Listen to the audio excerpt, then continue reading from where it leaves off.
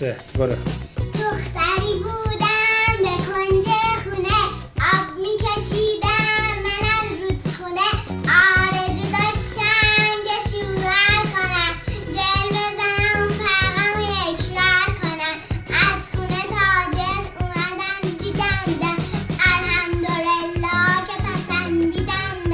مامان جون قرآنو بیار ردم کن، دم خونه شوهرم کن.